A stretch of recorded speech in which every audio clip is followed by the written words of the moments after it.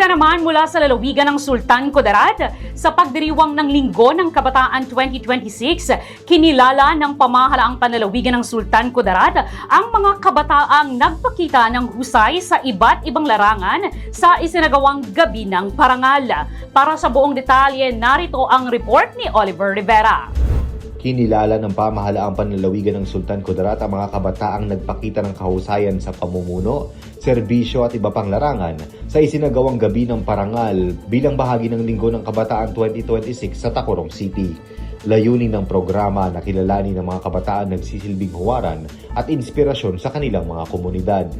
Binigyang diin naman ni Governor Dato Pax Ali Mangudadatu na ang mga kabataan ay may mahalagang papel sa paghubog ng kinabukasan at hinikayat silang kumilos at makibahagi sa pagpapaunlad ng bansa. I ask every one of you to take action, do your best, and build this country into a better Philippines for one and for all.